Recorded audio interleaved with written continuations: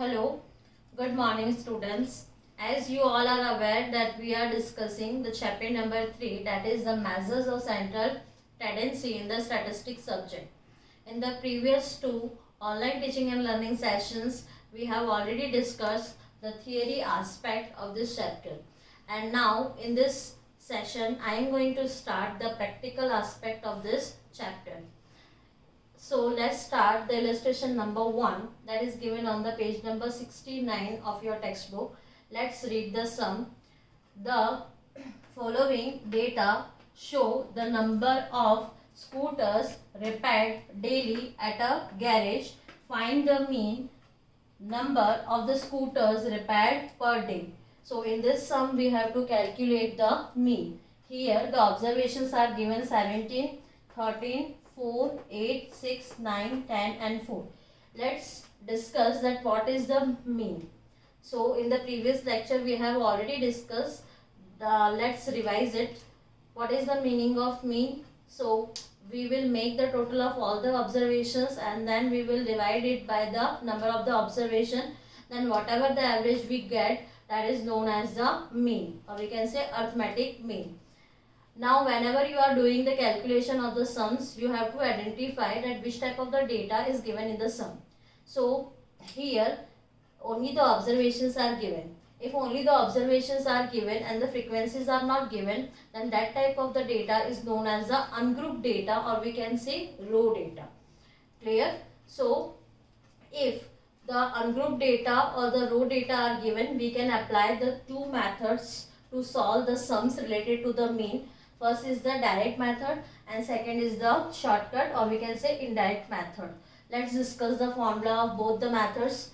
Here in the direct method, the formula of the mean is x bar is equal to sigma x upon n. And in the shortcut method, the formula of the mean is a plus sigma d upon n. So let's start the sum.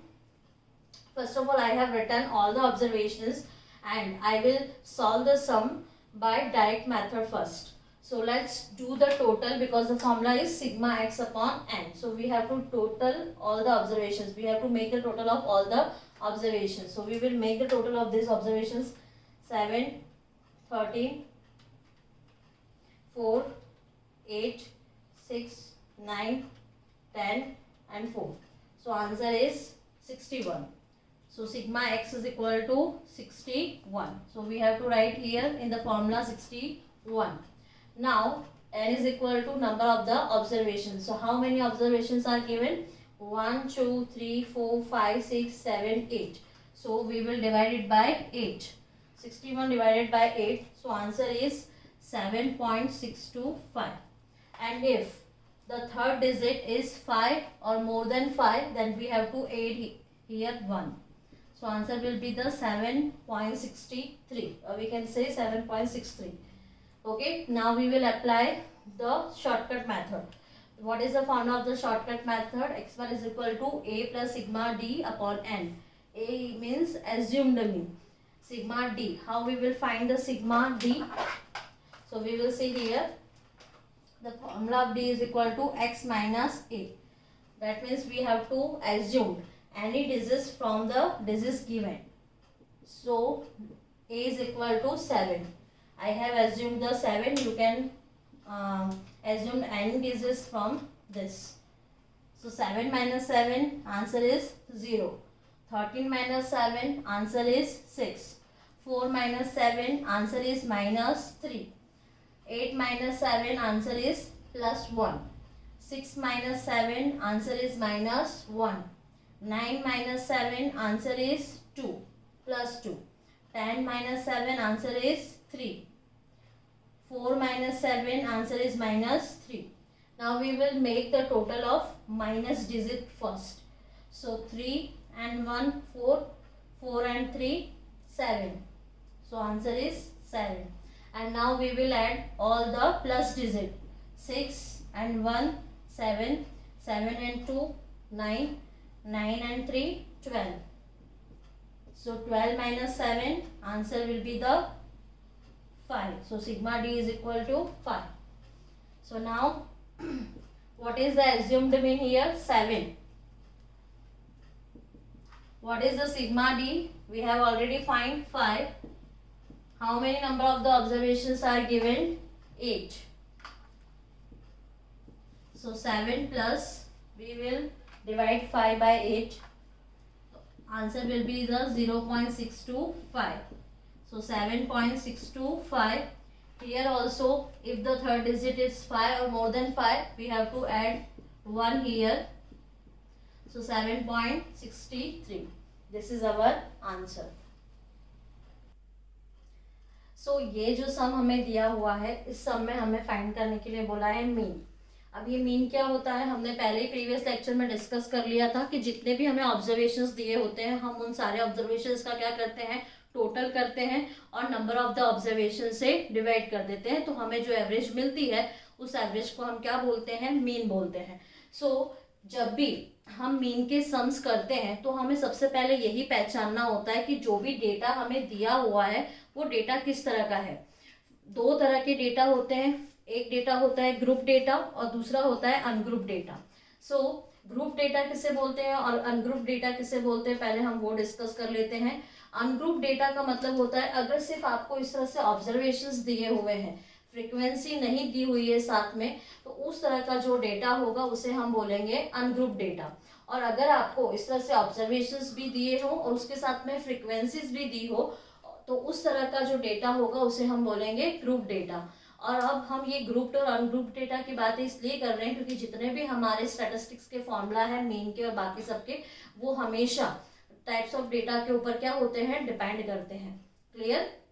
सो मेरे को मुझे लगता है आपको आराम से समझ में आ गया होगा कि what is the group data and what is the ungroup data.